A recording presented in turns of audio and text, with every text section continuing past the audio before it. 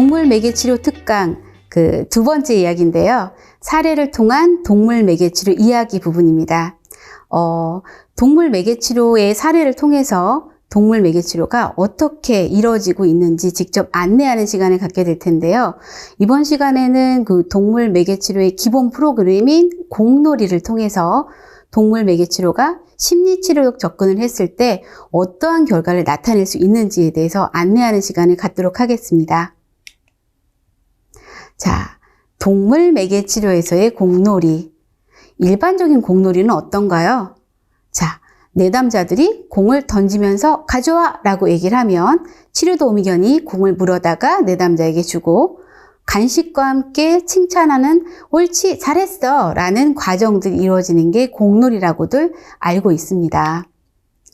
자, 이렇게 공을 던지고 가져오고 칭찬하는 과정에서 이런 공놀이들은 이 역할을 하기 위해서 꼭 필요한 것들을 갖고 있는데요.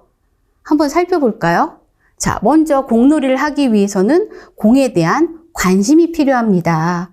그리고 공을 잡고 적절한 위치에서 던지기 위해서는 손과 눈의 협응을 필요로 합니다. 공을 또 멀리 던지고 안전하게 던지기 위해서는 대소근육을 활용할 수 있어야 되고요. 공을 던지는 과정에서 넘어지지 않기 위해서는 균형 감각 역시 갖추고 있어야 합니다. 자, 공놀이는 혼자 놀 수도 있지만 다른 사람과 아니면 동물들과 함께 놀이할 때 훨씬 더 즐겁잖아요.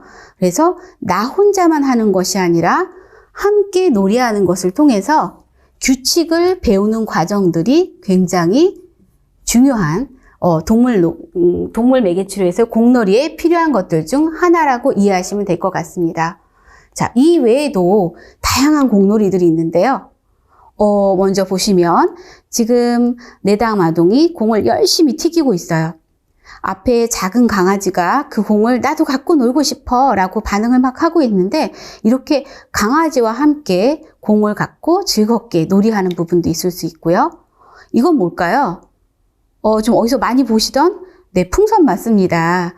대형견이 풍선치기를 하는 건데요. 풍선치기는 어때요? 사실 우리 어렸을 때 풍선치기 할 때 나 혼자만 하고 싶어 라는 경우가 굉장히 많았었잖아요. 혼자만 놀고 싶을 정도로 너무너무 재밌는 놀이였는데 이 풍선치기를 개가 하다 보니까 어떨까요? 나 혼자만 할래? 하던 내담자들이 강아지가 풍선을 치네?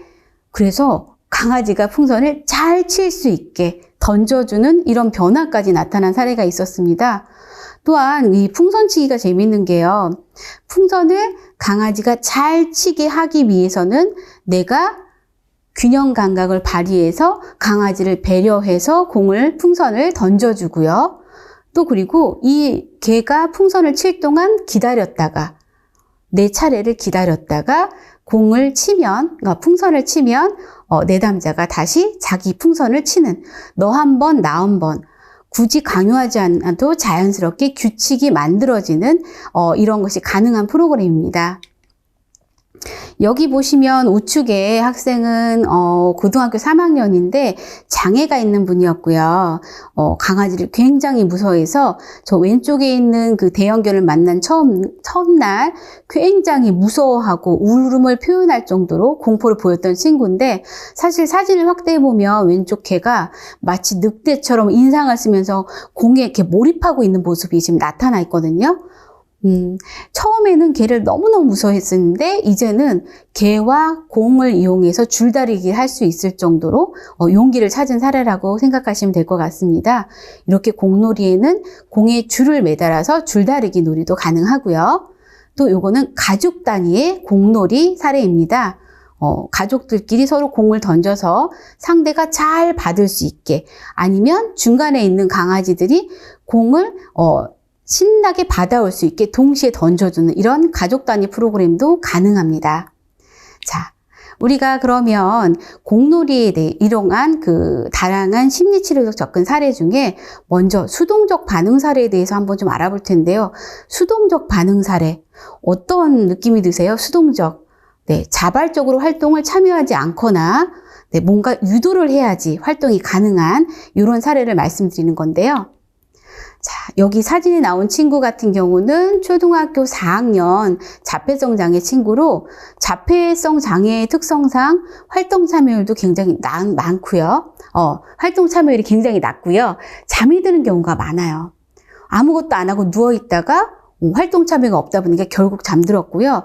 담임 선생님이 항상 동물 매개 치료 후에 저희한테 와서 물어보는 말이 오늘 아무개 잤나요? 라고 물어보는 경우가 굉장히 많았었습니다. 또 눈 맞춤이 전혀 나타나지 않고요.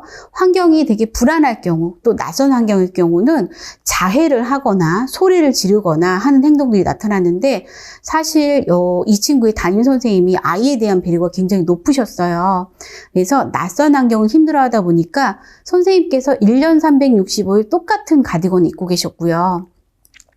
머리 스타일도 항상 똑같이 그렇게 하지 않으면 아이가 자해를 하거나 울고 떼를 쓰거나 공간을 이탈해버리는 그런 상황들이 생기기 때문에 아이가 항상 안정감을 느낄 수 있게 선생님께서 옷에도 신경을 쓰시는 그런 분이셨고요. 이 친구는 하면서 이제 손을 흔드는 상동행동이 좀 나타났고 손과 눈의 협응이 전혀 나타나지 않는 친구였습니다.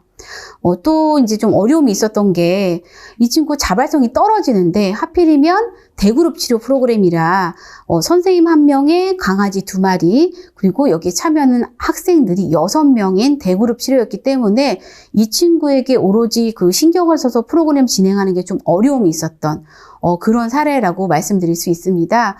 또한 이제 특수학교이기 때문에 결과물을 중요시하고 또 그리고 교감 활동 또 프로그램적 접근을 같이 하는 그런 프로그램을 진행할 수밖에 없는 한계점이 있었던 사례입니다. 이 친구는 처음에 늘 잠드는 경우가 많아서 저희 치료도우미견이 누워있는 아이에게 다가가서 건들거나 냄새를 맡거나 손이나 얼굴을 핥을 경우 짜증을 내고 밀어내는 경우가 많았었습니다. 그런데 시간이 지나면 지날수록 누워있다 보니까 어떨까요? 이 친구가 한 3개월쯤 돼서부터는 적극적으로 변화가 나타나는데요. 누워있을 때 강아지들이 걸어다니면서 나는 이런 발톱 소리를 본인이 느끼고 눈을 뜨고 있진 않지만 손을 내밀어서 강아지가 다가오는 것을 확인하고 강아지가 자기 손을 핥게끔 내밀어주는 이런 변화가 나타났고요. 그 다음에는 눈을 뜨고 다가오는 강아지를 쳐다보거나 다시 자리에 앉거나 일어서서 돌아다니거나 강아지에게 다가가서 만져주는 등의 변화들이 3개월쯤 되어서부터 나타나기 시작했습니다. 또한 지금 사진에 보시면 제 팔을 잡고 있는 것이 보이는데요. 발화가 전혀 없었던 친구인데 이 친구가 하거나 저에게 어깨를 두드리거나 제 손을 잡아서 자기에게 관심을 가져달라는 표현들이 나타나기 시작했고요. 제가 무언가 표현할 때 눈맞춤을 하거나 제가 하는 이야기를 경청해서 듣는 집중하는 모습 또한 나타났고 대그룹 활동을 하다 보니까 아이에게만 집중할 수가 없잖아요. 그러다 보니까 잠깐 기다려달라고 저희가 제안했을 때 그 기다려달라는 제안을 수용하고 기다리는 것이 가능한 이런 변화가 나타났었습니다. 하루는 이제 옆반하고 합반을 해서 선생님 2분이랑 치료도우미견 4마리 12명의 학생들이 같이 대그룹 프로그램을 진행을 했는데요.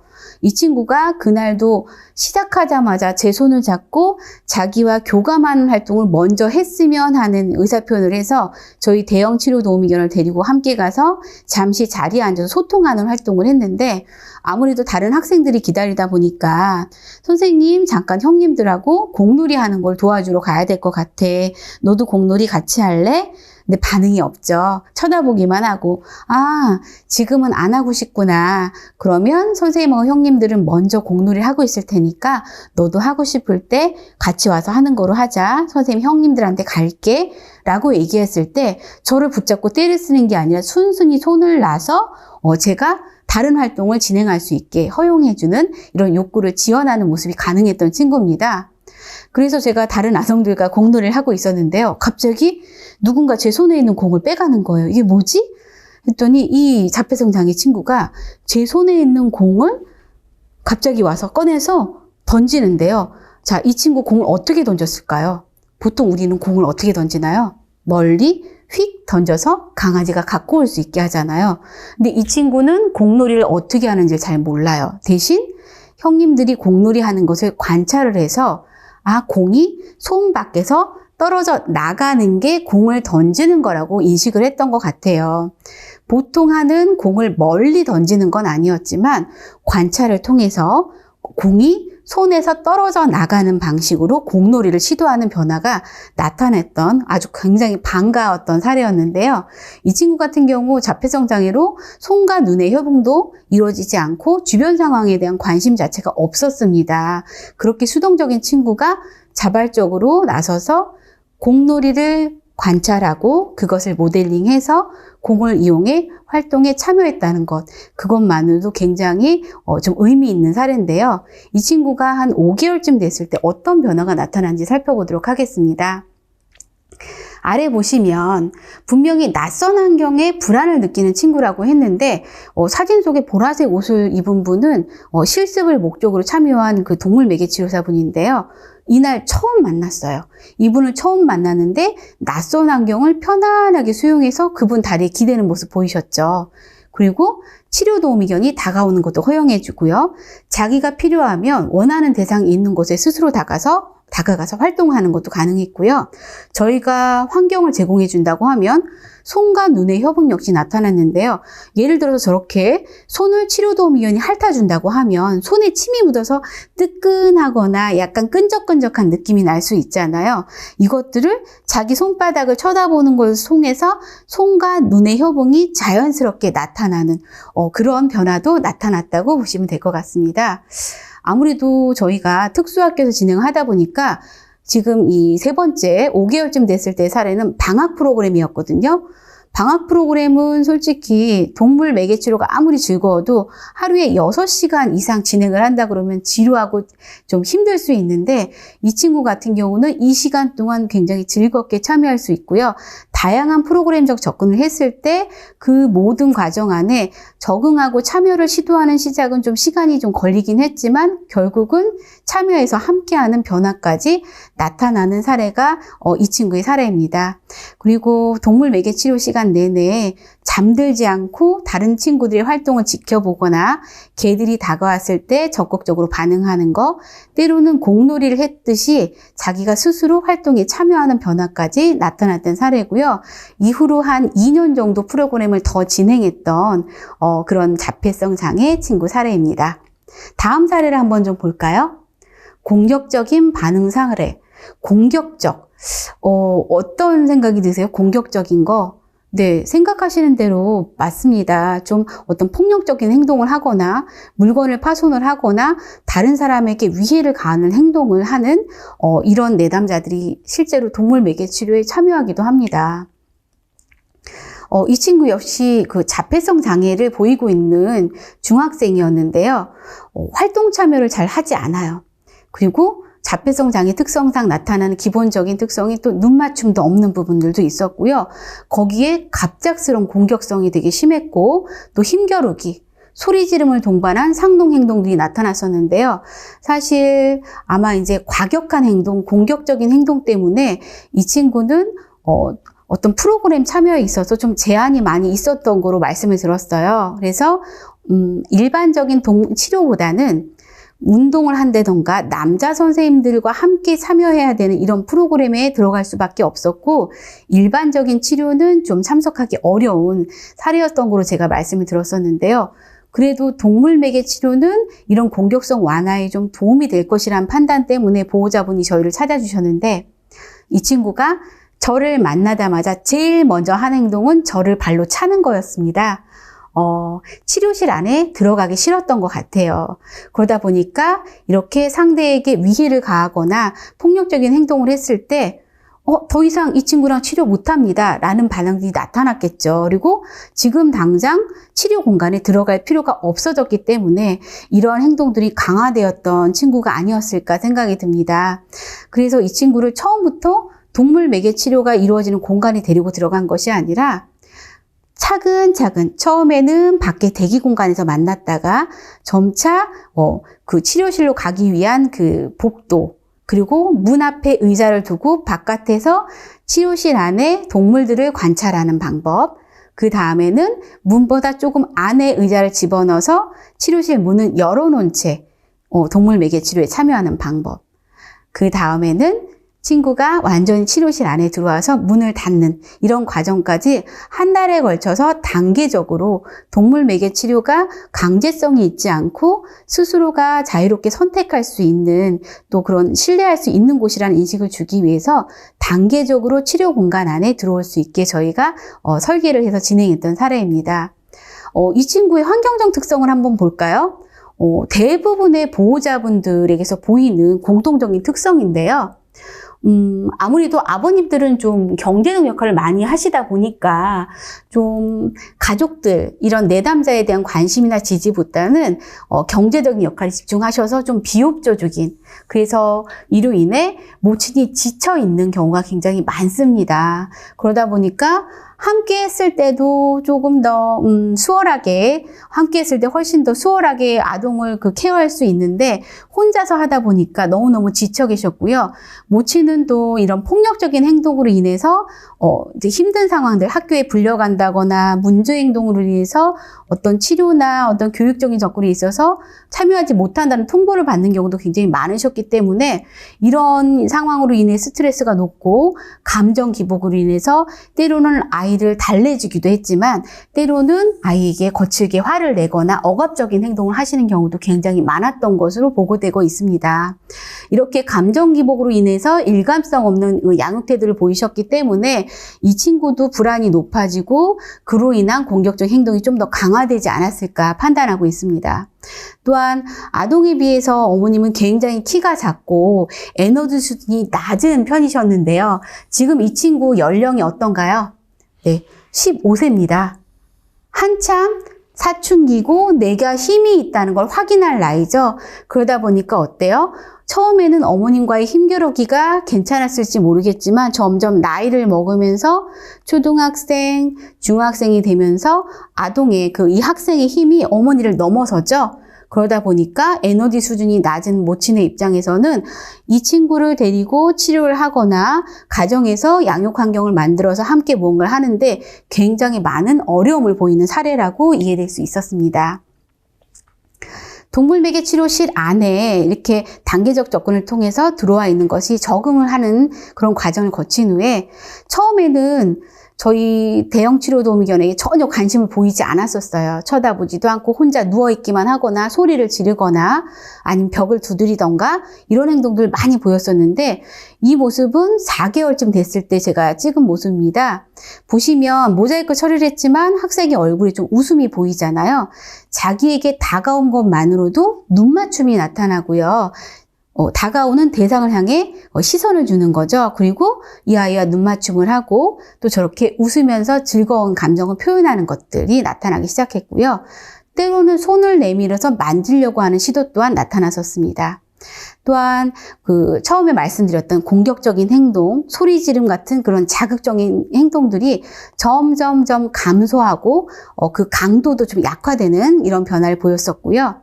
제가 학생에게 무언가를 표현했을 때 저 사람이 뭐 얘기하는 거지 하고 제 눈을 쳐다보고 하는 얘기를 끝까지 듣는 이런 경청하는 태도까지 나타난 그런 사례입니다. 어머님이 역시 굉장히 어려움을 겪음에도 불구하고 상담을 통해서 양육 환경을 개선하려고 노력을 많이 하셨는데요. 사실 동물 매개 치료 후에 10분 정도 남은 시간 동안 상담을 한다는 게 그렇게 쉽지 않습니다.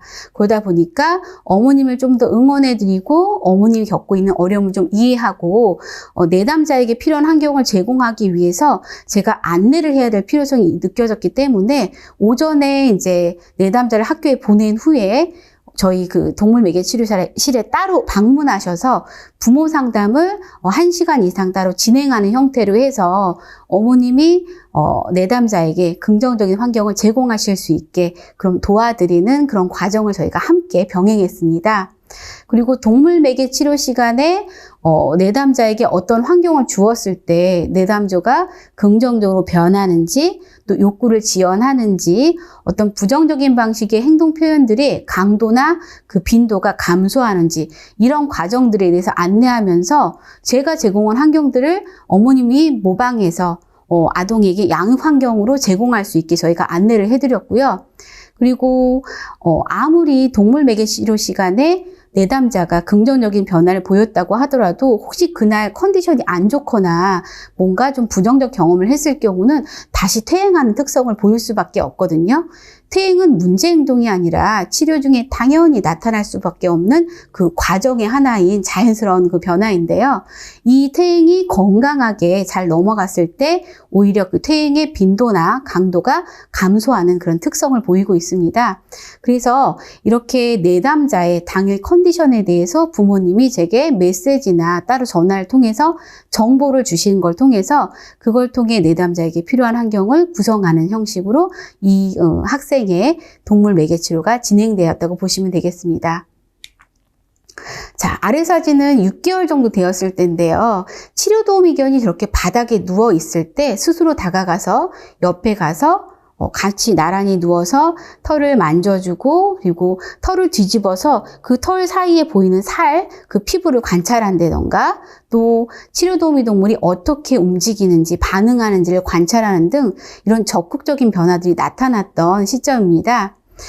그리고 과거에는 부정적인 감정을 앞에 있는 동물 매개 치료사나 치료 도우미견에게 표현하는 모습을 보이기도 했었는데요. 이제는 저희가 동물 매개 치료사나 치료 도우미 동물이 아니라 벽에다 대고 혼잣말을 한다던가 아니면 엄마에게 이유 없이 표현했던 것들이 그 엄마가 아닌 다른 그 무형의 존재에게 혼잣말하듯이 표현하는 식으로 좀 형태가 좀 변화하는 것들도 나타났고요. 내가 불편한 감정이 있을 때 실제로 그 불편한 대상이 되는 대상에게 직접적으로 표현하는 변화 또한 나타나기 시작했습니다. 또한 사진에서 보시다시피 즐거운 방식의 상호작용 역시 늘어났고요. 성인에 대한 선입견 변화, 이 부분은 뭘까요? 사실 제가 어머님하고 비슷한 연령대다 보니까 아니면 평소에 만나는 선생님들하고 좀 유사한 그런 연령대다 보니까 제가 특별히 아동에게 불편한 행동을 하거나 제재하거나 한 경험이 없었어도 평소에 성인에 대한 부정적인 선입견이 있기 때문에 저처럼 그 어머니나 그 선생님을 일반 다른 선생님들을 하고 비슷한 느낌을 풍기는 이런 여자분들을 보면 이 친구가 아직 아무런 경험을 상호작용이나 관계 형성을 하기 전부터 벌써 선입견을 갖고 배척하거나 방어적인 태도를 보이거나 공격적인 태도를 보이는 경우가 굉장히 많았었는데 또 제 눈치를 살피는 것도 초기에는 많이 나타났었거든요. 근데 저랑과의 관계 형성을 통해서 이 사람은 언제나 나를 지지해주는 사람이구나. 내가 신뢰하고 믿고 의지해도 괜찮구나. 내가 어떤 실수를 해도 치료 도우미견 또한 이 선생님 또한 나의 실수를 지적하고 나무라기보다는 기다려주고 격려해주는 사람이구나 하는 그 마음의 변화가 신뢰감이 형성이 되다 보니까 일반 성인에 대한 선입견 역시 변화해서요. 제가 어떤 제안을 했을 때 눈을 맞추고 경청해서 듣는 것 또한 나타나기도 했지만 일반적인 성인과의 관계에서 처음부터 방어적인 행동을 하는 것들이 많이 감소했다는 보고가 나타나기 시작했습니다. 이 친구 역시 공놀이를 하게 되었는데요. 처음에는 그 테니스 공을 이용해서 공놀이 하는 게 굉장히 위험하잖아요. 그러다 보니까 친구가 관심을 가질 수 있는 부드러운 소재의 인형을 치료 공간 안에 배치했었는데 인형에 관심이 많다는 얘기를 들어 저희가 인형을 배치했었거든요. 처음에는 좋아하는 인형에 관심을 갖고 만지고 얼굴에 부비고 했는데 제가 아까 말씀드렸었죠. 약간 공격적인 행동도 있는 친구고 성인에 대한 선입견들이 조금 보이고 있는 친구이기 때문에 일상생활에서 물건을 일부러 사람에게 던져서 불편한 상황을 만들거나 일부러 고의적으로 공격적인 행동이라고 오인될 만한 행동들을 보이는 경우가 많았어요. 그러다 보니까 인형에 처음에는 관심을 갖는 것 같았는데 그 다음 동작은 바로 치료사의 얼굴에 인형을 집어 던지는 거. 자, 이렇게 던지는 행동을 했을 때 이 내담자 어떤 경험했을까요? 당연히 혼났겠죠. 사실 이 친구는 어머님과의 관계에서 인정받고 사랑받고 싶다는 그런 마음과 함께 반면 어머님이 엄하게 훈육하거나 했을 때의 상황에서는 그걸로 인한 어떤 상처나 원망의 감정이 같이 있었던 친구입니다. 양가 감정이라고 하죠. 그래서 정서적으로 힘들 때는 특히 제재를 많이 받은 내담자의 경우 이러한 내 모습조차도 수용해주고 인정해줘라는 심리 때문에 부정적인 행동, 혼이 날 만한 행동을 하면서도 이것조차도 수용받고 이해받기를 원하는 경우가 굉장히 많습니다. 그런데 어때요? 사람의 얼굴에 인형을 던졌다고 하면 당연히 혼나겠죠? 그러다 보니까 이 친구는 그런 행동을 통해서 상대의 반응을 살피고, 혼나는 순간 사람에게 내가 관심을 끌 수 있잖아요. 그걸 통해서 인정받고자 하는 욕구, 관심에 대한 욕구를 해소하기도 하고요. 반면 불편한 감정을 표출하기도 하고, 이런 복잡한 감정들을 보이는 친구였습니다. 그래서 제 얼굴과 몸을 향해 공을 던졌을 때 제가 똑같이 일반 분들과 같이 반응을 보였다 하면 동물 매개 치료에서 심리치료적 접근을 한다는 거에 좀 의미가 좀 적어지겠죠. 그러다 보니까 제가 어떻게 반응하면 좋을까라는 고민을 했었는데, 아이고 깜짝이야. 아이고 내가 공을 잡을 수 있었는데 선생님이 못 잡았어. 아깝다. 다시 한번 선생님이 던져줄 테니까 네가 잘 던져줘봐 하고 공을 되돌려줬을 때 이 친구는 다시 한번 제 얼굴을 향해 던집니다. 그때 당황하거나 화가 나거나 불편한 감정을 표현하는 등 보통 이 친구가 실수했을 때 나타났던 성인들의 반응 대신 놀이로 전환할 수 있는 그런 표현을 통해서 친구가 제재받지 않고 자연스럽게 놀이하는 쪽으로 전환할 수 있게 도움을 주는 피드백을 주는 게 치료사의 역할이 될 수 있을 겁니다. 그렇게 제가 계속 이거에 대해서 제재하거나 화나는 반응 대신 놀이처럼 라고 했을 때 우연히 친구가 던진 인형을 제가 잘 받았을 때 제가 또 어떻게 반응할까요? 네. 고마워. 네가 친절하게 던져준 덕분에 선생님이 잘 잡을 수 있었어. 라고 안내하는 그 피드백을 주는 걸 통해서 처음에는 저를 의심하고 일부러 얼굴을 맞추거나 불편한 상황을 만들었던 친구가 주거니 받거니 하는 과정에서 칭찬과 격려를 듣고 함께 공놀이 하는 게 즐겁구나라는 경험을 통해서 이 인형을 이용한 공놀이가 가능하게 됐죠. 그래서 상담 시간에 보호자분을 초대해서 이렇게 아동과 인형을 통한 공놀이를 했다. 어머님께서도 한번 해보시면 좋겠다라고 해서 그 다음 시간에 제가 초대를 했는데 엄마한테 어떻게 했을까요? 네. 바로 얼굴에다 집어 던지더라고요. 근데 어머님께서는 제가 이미 안내를 드렸기 때문에 아이의 그런 반응에 휘둘리지 않으시고 저랑 똑같이 몸에 맞췄을 때는 아이고 깜짝 놀랐다고 반응하시거나 아우 아깝다 잡을 수 있었는데 라는 과정 다음에 아이가 또 배려해서 던졌을 때는 고마워 네가 이렇게 잘 던져줘서 엄마가 잘 잡을 수 있었어. 너도 이번에 잡아봐 라고 하시면서 평소와 다른 반응, 제지하시거나 화내거나 짜증내셨던 게 아니라 공놀이를 함께하는 즐거움에 아이가 빠져들 수 있게 좀 마음을 열어서 신뢰감을 형성하면서 놀이를 할 수 있게 어머님이 어떤 반응하는 것을 달리하시는 이런 변화가 나타났습니다. 그러다 보니까 집에서도 모친과 즐겁게 공놀이 주고받기가 가능해졌죠. 이게 뭔가요? 네, 바로 일반화겠죠. 동물 매개 치료 시간뿐만이 아니라 일상 환경에서도 동물 매개 치료에서 나타났던 긍정적인 변화들이 일상 환경에서도 같이 똑같이 나타날 수 있는 일반화의 사례가 됐습니다. 자, 이렇게 그 인용을 활용한 놀이를 시작했던 이 친구는 결국은 나중에는 테니스공 활용해서도 이렇게 치료 도미경과 던져서 가져오게 하고 먹이를 준다던가 아니면 치료자나 보호자랑 함께 공을 주거니 받거니 하는 놀이가 가능했던 친구고요. 분명히 공놀이 과정 중에 공격적 반응, 뭔가 불편한 오해가 생길 만한 반응이 나타날 수 있었는데 그 대신 긍정적인 방식으로 상호작용하는 걸 통해서 상대를 배려해서 즐겁게 놀이하는 즐거움을 배울 수 있던 그런 사례로 남고 있습니다. 다음에는 대인관계 어려움 사례인데요. 저 친구 보시면 지금 사진 속에서 울타리 안에 들어가 있죠. 사실 동물을 너무너무 좋아하는데 무서워하기도 해요. 그러다 보니까 나를 보호해 주세요 라고 저한테 부탁을 했기 때문에 울타리를 이용해서 개와 경계를 만들어 놨습니다. 그래서 스스로를 보호할 수 있지만 내가 마음껏 원하는 몸놀이를 할 수도 있게 환경을 만들어 놓은 건데요. 이 친구는 아직 진단명이 정확하게 나오지 않은 상태여서 발달장애로 진단한 채 저희 동물매개 치료 시간에 참여하는 친구였고요. 에너지가 굉장히 많아요. 그리고 늘 이기고 싶고 성공하고 싶은 그런 리드하고자 하는 욕구가 많은 친구였습니다. 근데 일상생활에서 내가 원하는 대로 잘 되지 않다 보니까 항상 실수하고 지적당하고 실패하는 경우가 많다 보니까 감정 기복 역시 심해서 짜증내고 화를 내는 경우가 많았고요. 그 과정 안에서 또래와 잦은 마찰을 경험하고 또 비장의 여동생이 있습니다. 이 여동생과의 관계에서도 같이 잘 지내는 것이 아니라 동생이 자기보다 힘이 약하고 어리다 보니까 자기 마음대로 되지 않을 때 동생의 장난감을 파손하거나 물건을 빼앗거나 이제 과격하게 행동하는 등 갈등 상황에 놓여 있는 사례자였습니다. 지금 보시면 다른 사람과의 관계에서 어떻게 행동해야 될지를 잘 이해하지 못하는 친구로 지금 이해가 되시죠? 네, 이 친구의 그 양육 환경을 한번 살펴볼까요? 자, 아버님은 목사님이셨고요. 아무래도 이제 어머님께서는 목사의 아내로서 역할이 굉장히 많으셨고 주변의 이목에 집중되실 수밖에 없는 분이셨습니다. 그러다 보니까 아이들의 행동이나 아이들의 모습들이 굉장히 주변에 많이 의식돼서 특히 이런 장애로 인해 어려움을 겪고 있는 큰아들의 그런 행동들이 문제 행동이라 하는 것들이 좀 많이 두드러지게 나타나기 때문에 그걸로 인해서 주변을 많이 의식할 수밖에 없는 그런 상황이셨습니다. 그래서 저희에게 치료 목적에 대해서 의뢰 사유에 대해서 얘기를 주셨던 부분들이 또래 관계를 건강하게 하는 것들, 규칙을 배우는 것들, 동생과의 관계 개선, 좀 어려움의 원인을 근데 또 이분이 이런 것들을 원하시면서 아동이 잘못한 거야.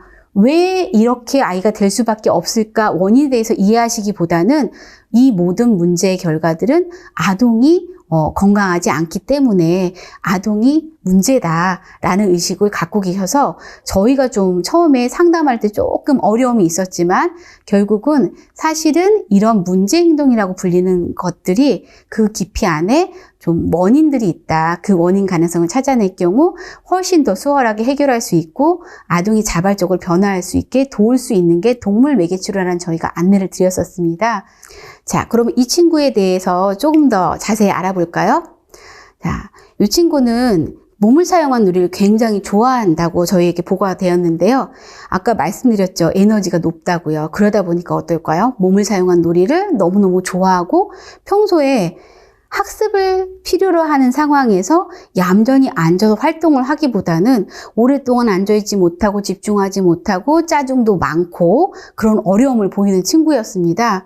그러다 보니까 동물 매개치료 시간에 충분히 몸을 써서 활동할 수 있게 우리가 도와줄 수 있다면 이 친구가 평소에 그런 에너지가 높은 것으로 인해 발생할 수 있는 문제들이 많이 완화되지 않을까 하는 생각이 들었던 사례입니다. 또 하나 또 자신에게 유리한 방식의 놀이를 제안하는 것들이 많이 나타났는데요.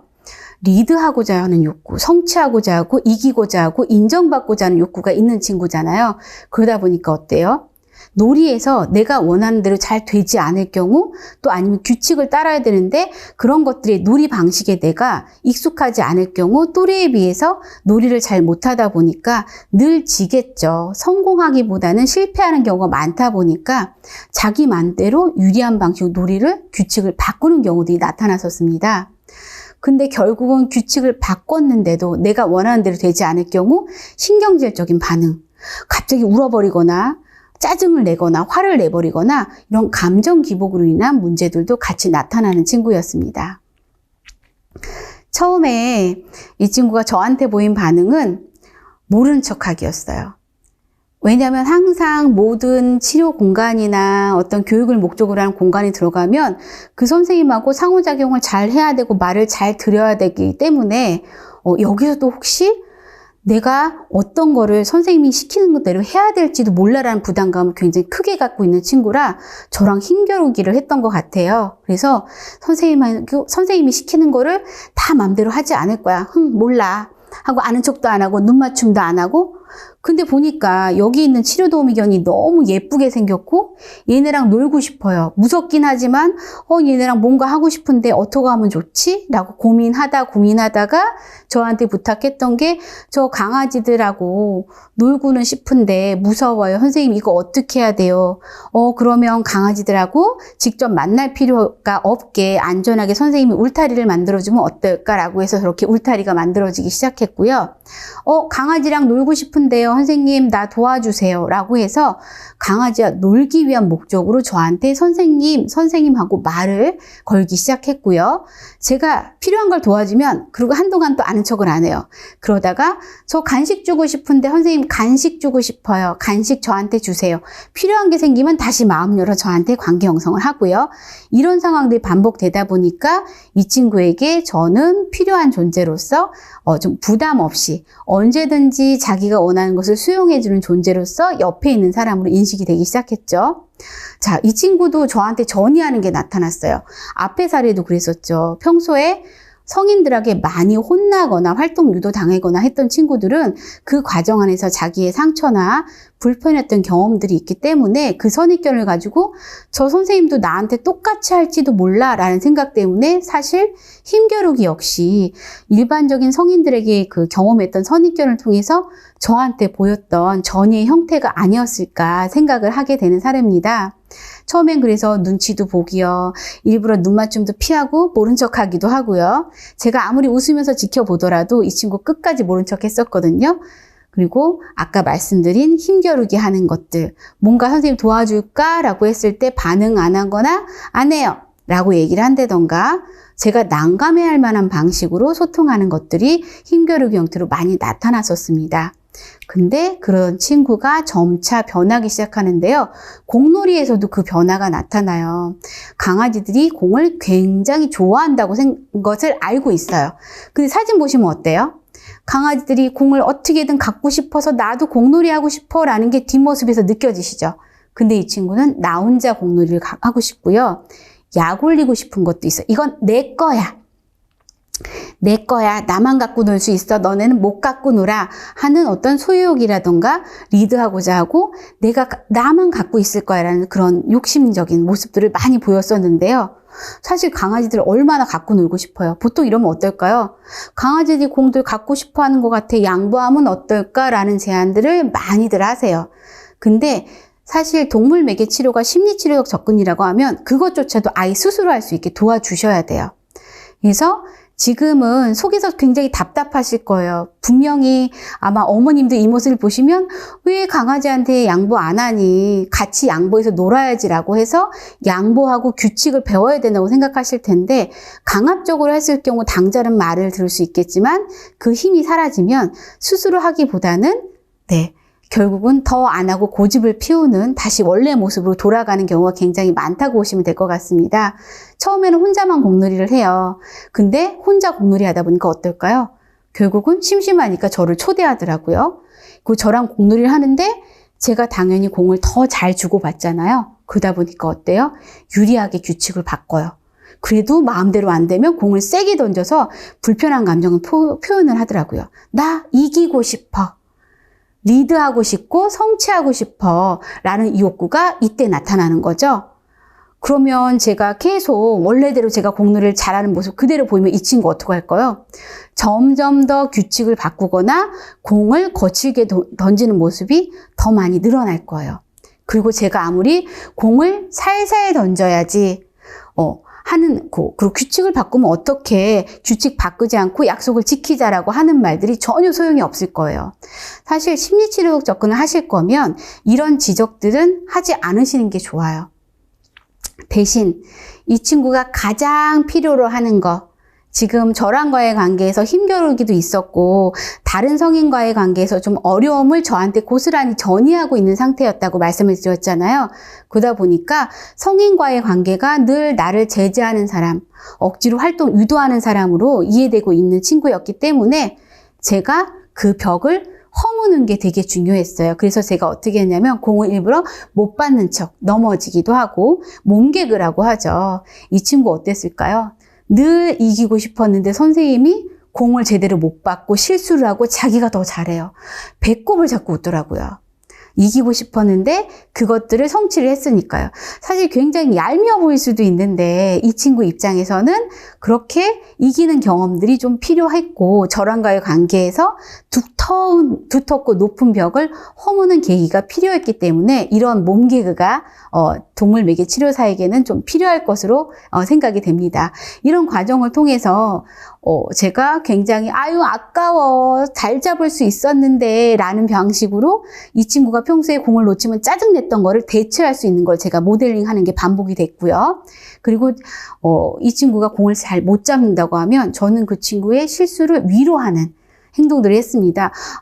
너 속상하겠다. 잘 잡을 수 있었을 텐데 정말 아깝다. 제가 그렇게 위로하더라도 짜증을 냈던 친구가 어느 순간 제가 실수하는 거에 대해서 선생님 아까워요. 선생님 잘 잡을 수 있었는데 또 이 친구 얘기했던 게 뭐였냐면 선생님 제가 공 잘 던지는 방법, 잘 잡는 방법 좀 알려드릴까요? 제가 알려드리면 선생님 잘하실 수 있을 것 같은데 이런 너스레를 떨기도 했었고요.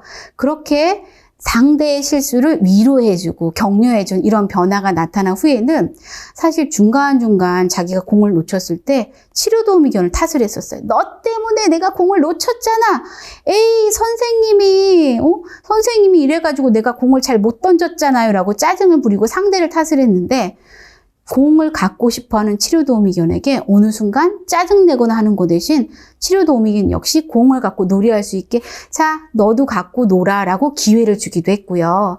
그리고 본인이 실수했을 때 예전처럼 화를 내거나 짜증을 부리는 게 아니라 선생님 속상해요. 나 정말 잘할 수 있었는데 너무 아까워요 라고 하면서 평소와 다르게 저희가 여태까지 굳이 규칙 바꾸지 말아야 되고 살살 던져야 되고 짜증내지 않고 사이좋게 해야지 라는 말이 필요 없게 스스로 변화하는 모습을 보였던 사례입니다.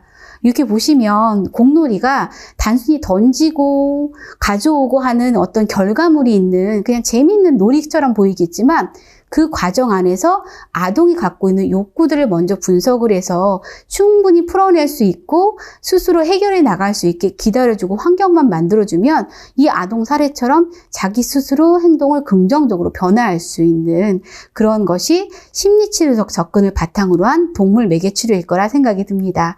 자, 다음 사례 한번 볼까요? 이번 경우는 가족치료 사례인데요. 자, 사진을 보시면 뭐가 보이시나요?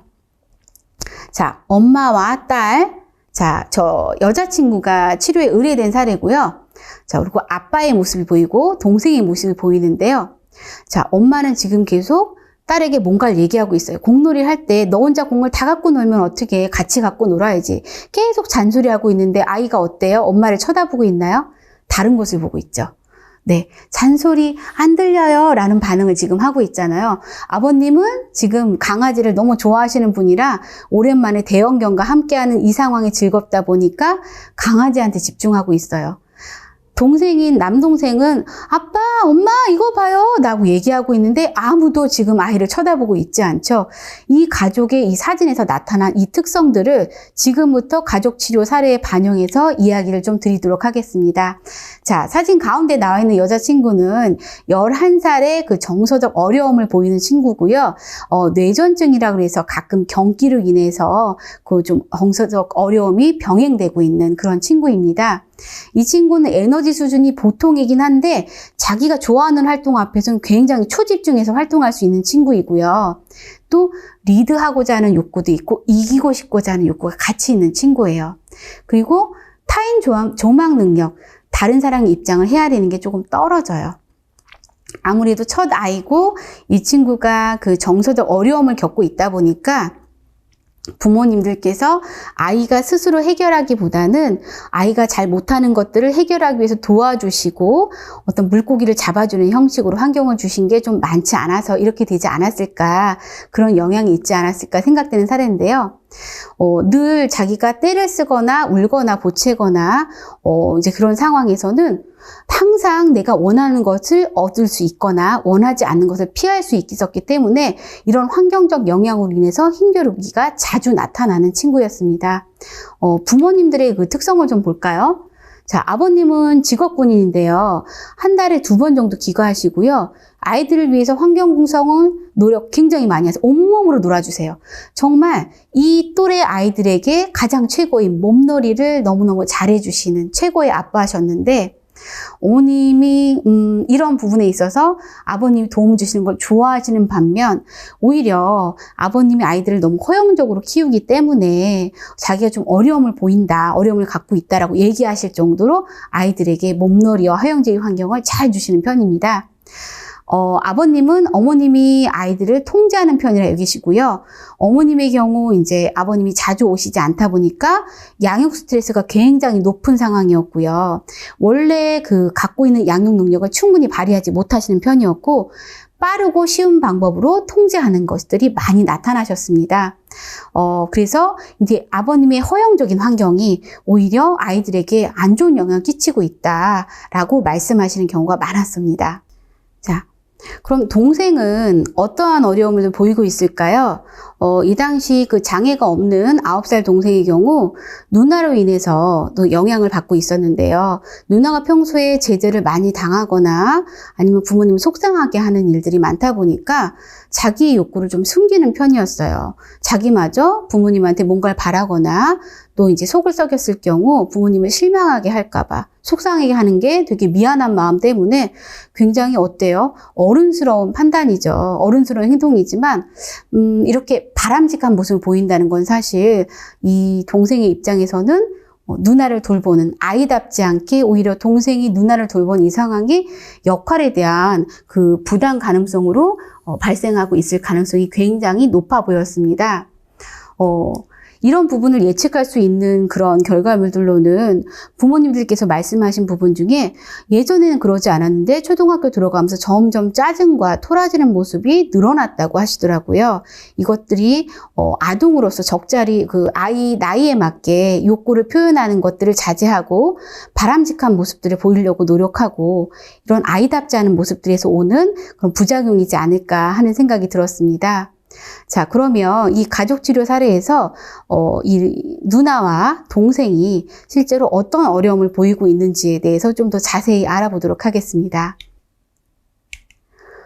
공을 이용해서 가족치료를 진행했는데 누나에게서 공놀이 중에 문제가 될 만한 행동들이 반복해서 나타나기 시작했습니다. 공을 바로 3개 던지는 거죠. 공놀이를 할 때는 상대가 다치지 않게 배려해서 던질 수 있어야 되는데 공을 하도 3개 던지다 보니까 엄마는 아예 공놀이를 같이 해줄 수도 없었고요. 아빠만 공놀이를 할 수 있는 그런 상황이 되었고요. 그리고 공놀이 중 내가 원하는 대로 되지 않을 경우 갑자기 규칙을 바꿔요. 평소에 또래 안에서 이렇게 규칙을 바꾸면 어떻게 될까요?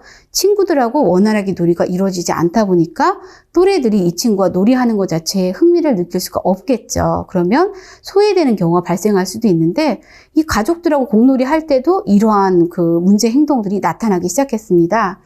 그래서 이걸 어떻게 하면 좋을까? 아버님께서는 공을 좀 살살 던져. 규칙을 바꾸면 어떡해? 라고 아이한테 계속 피드백을 줬는데 이 피드백을 줬을 때 알았어 아빠 라고 대답은 해서 살짝 던져주거나 잠시 규칙을 안 바꾸는 것 같지만 금세 같은 이 상황이 반복됐었습니다. 이렇게 문제가 될 만한 상황들이 반복되는 이유가 뭘까요? 그래서 해결 방안을 찾아보게 되었습니다. 뭐가 문제일까요? 왜 이 친구가 공을 3개 던지거나 왜 규칙을 자꾸 바꾸는 상황이 반복될까요? 자, 앞전에 이 누나가 이기고 싶어하고 리드하고 싶어하는 욕구가 있다는 걸 말씀 들으셨잖아요. 네, 그러다 보니까 나도 이 공놀이에서 아빠가 마음껏 나랑 몸놀이 해주는 게 너무너무 만족스러운데 충분히 수용받고자 하는 욕구가 채워지고 나니까 그 다음부터는 뭐가 하고 싶어요? 이기고 싶은 거예요. 근데 아버님은 어떠셨어요? 군인이시다 보니까 운동신경도 굉장히 좋으시고요. 아이하고 진짜 몸으로 열심히 놀아줘야 돼 라는 사명감 때문에 공을 정말 퍽 절로 날아가는 것도 퍽 잡으시고 너무 열심히 놀아주신 게 문제였던 거예요.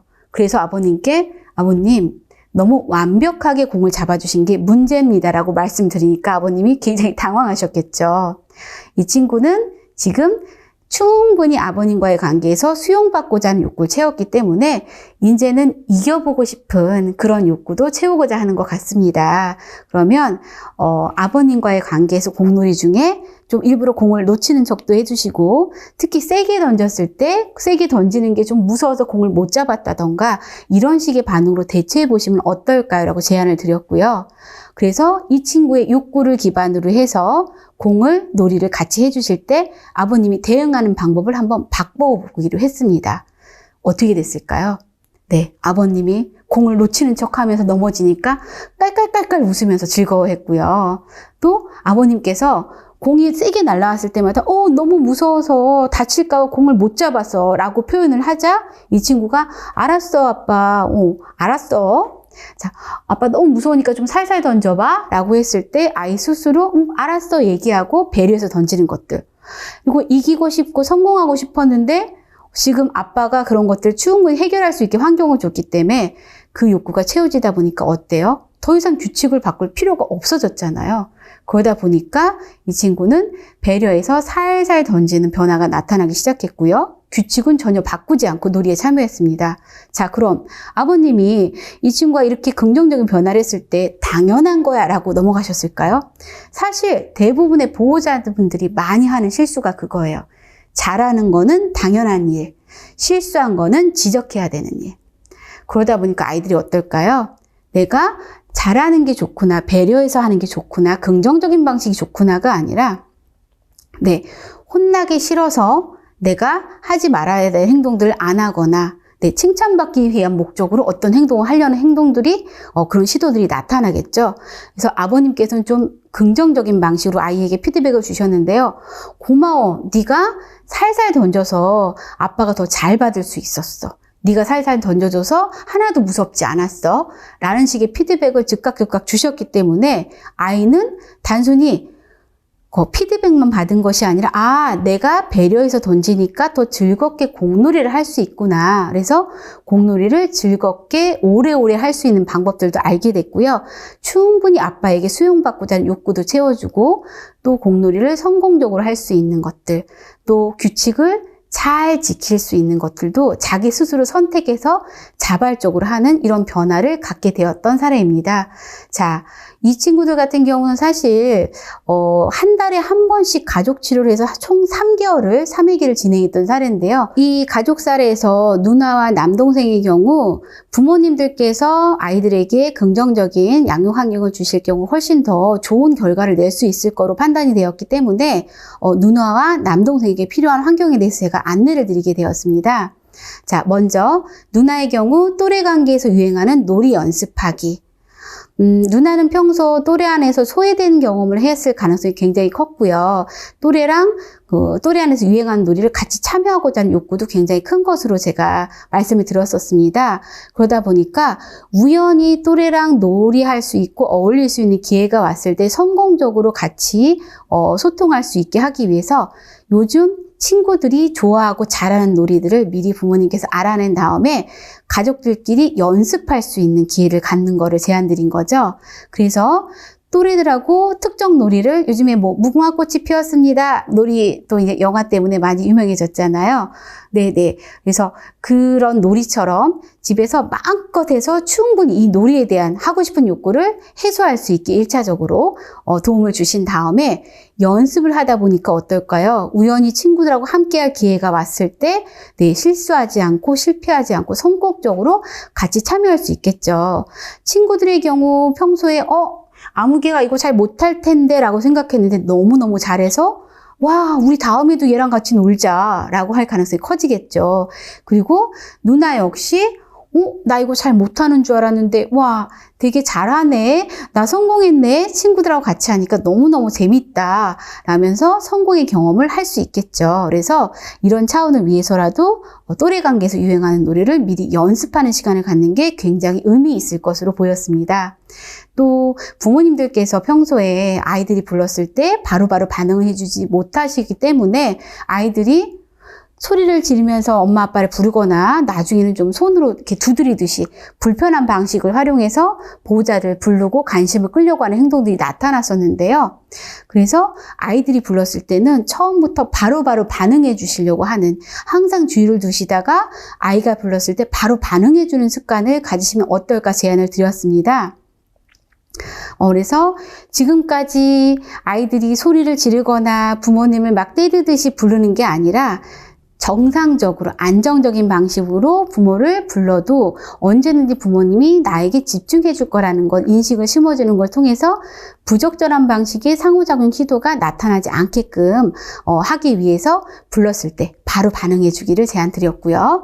또한 누나 같은 경우는 친구들하고 어울리고 싶지만 수용되지 못하고 또 부모님 역시 많이 특히 어머님이 지쳐 계셨기 때문에 아이가 표현하는 거를 경청해서 들어주지 못하셨어요. 그러다 보니까 어떨까요? 기회가 오면 무조건 두서없이 아무 얘기나 막 하는 습관들이 좀 있었겠죠. 그래서 더 또래들에게 겉돌고 엄마는 수용해주기 더 힘들어진 상황이 반복되는 악순환이었을 텐데 부모님께서 이 친구의 얘기를 충분히 경청해 주시고 하는 것들이 환경이 주어질 경우 친구가 좀 더 긍정적인 방식으로 자기 생각을 적절히 표현하는 것들이 나타나지 않을까. 왜냐하면 아무도 내 얘기를 들어주지 않고 귀찮아한다고 판단이 되면 긴장돼서 제대로 할 얘기를 하지 못하거나 실수하는 경우도 많잖아요. 두서없이 얘기를 하게 되고 이 친구가 그런 사례였기 때문에 부모님께서 경청하는 환경을 제공해 주시는 것을 제안을 드렸습니다. 자, 남동생의 경우 나이에 맞는 역할을 할 수 있도록 돕는 것을 제안드렸는데요. 동생은 어떨까요? 여태까지 자기가 어린 동생임에도 불구하고 자기가 아이임에도 불구하고 누나를 보호하거나 도와주는 역할을 했었습니다.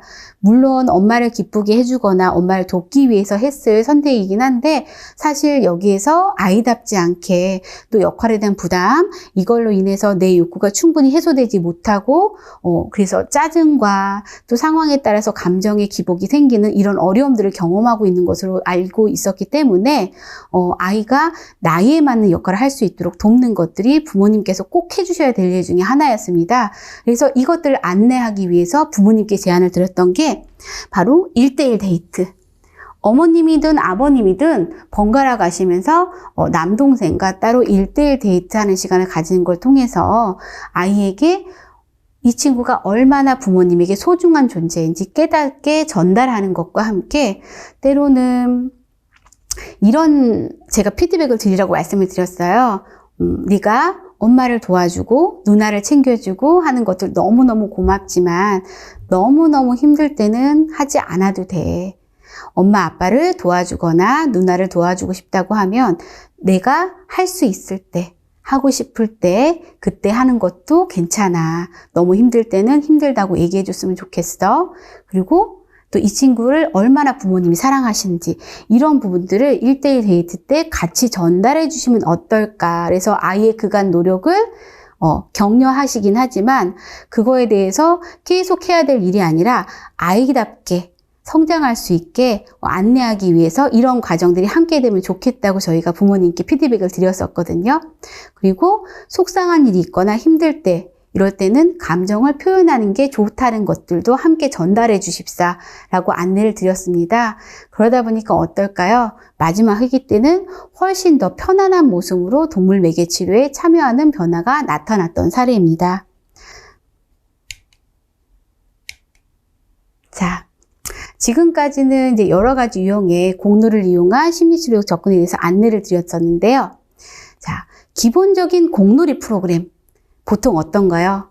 내담자가 공을 던져주면 치료 도우미견이 공을 받아오고 또 내담자와 동물 매개 치료사가 공을 주고 받는 놀이 또 공을 활용한 게임들이 많이 활용되는데요. 사실 이런 그 프로그램적 접근을 하는 공놀이 같은 경우는 참여하는데 의의가 있는 접근이 될 가능성이 큽니다. 내담자는 내가 참여한 것만으로도 즐거운 경험을 했다고 생각할 수 있고요. 보호자는 내 아이가 개와 공놀이에 참여했어. 내 아이가 공을 몇 번 던졌어. 라는 어떤 결과 중심으로 참여하는데 의의가 있는 접근이 될 가능성이 굉장히 큽니다. 하지만 아까 앞의 사례처럼 공놀이를 할 때 힘 조절을 못해서 배려하지 못하고 공을 던지는 행동들이 반복된다거나 아니면 갑작스럽게 규칙을 자기에 유리하게 바꾸는 이런 행동을 하는 친구들은 다른 사람들과 공놀이를 즐거운 방식으로 하기가 좀 어려움이 있겠죠. 이런 친구들의 경우는 그냥 일반적인 공놀이보다는 심리치료적 접근이 바탕이 된 공놀이가 훨씬 도움이 될 수 있습니다. 그래서 이 공놀이 안에서 왜 이 친구가 공을 세게 던질 수밖에 없는지, 왜 중간중간 짜증을 내지, 왜 규칙을 자꾸 바꾸는 걸까? 이런 원인들을 내담자의 욕구를 발견하는 걸 통해서 찾아내도록 하는 것이 가능해집니다. 또한 내담자에게 필요한 환경 제공으로 욕구 해소를 돕는 것도 필요한데요. 아까 제가 말씀드렸던 그 예들 중에 하나였죠.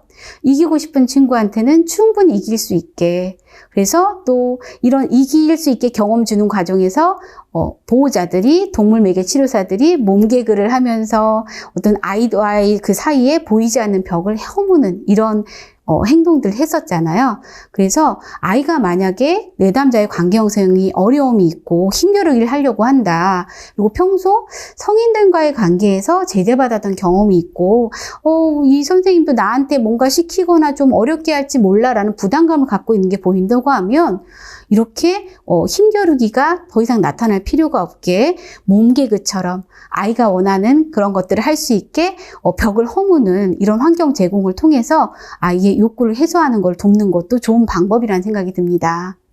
또 이렇게 심리치료적 접근을 바탕으로 하려면 분석을 해야 되잖아요. 그래서 이 내담자가 이런 어려움을 겪고 있는데 이런 원인 때문이구나 하는 분석을 통해서 이 내담자가 경험하고 있는 어려움을 해결할 수 있는 힌트를 찾는데 도움이 되기도 하기 때문에 심리치료적 접근을 바탕으로 한 치료적 접근을 하게 됩니다.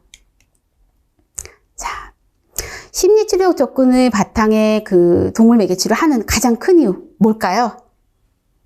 내담자의 자발적 변화.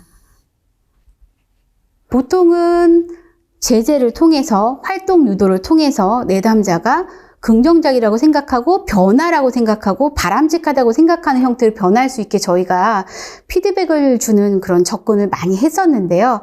사실 심리치료적 접근을 하는 이유는 이렇게 하면 안 돼 라고 혼내서, 아니면 이렇게 하면 내가 보상으로 뭘 줄 거야 하는 걸 통해서 자발성이 아니라 어떤 보상을 목적으로 한 이런 비자발적인, 그래서 그 힘이 사라졌을 경우 다시 원래 모습으로 되돌아가는 부작용을 경험할 수밖에 없는 이런 그 한계점에서 벗어나기 위한 목적에서 저희가 심리치료적 접근을 이제 하고 있거든요.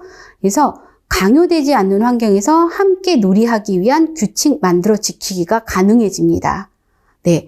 살살 던져야지, 규칙을 바꾸면 어떻게, 규칙을 잘 지켜야지가 아니라 이 내담자가 갖고 있는 욕구들을 알아내고 충분히 환경 제공을 통해서 표현하는 걸 통해서 함께 놀이기 하기 위한 규칙을 자기가 스스로 찾아서 지키게 돕는 것들, 또 건강하게 감정 표현하는 방법 배우기, 타인과 어우러져 함께하는 기술을 일상으로 확장하기, 일반화를 얘기하는 거죠.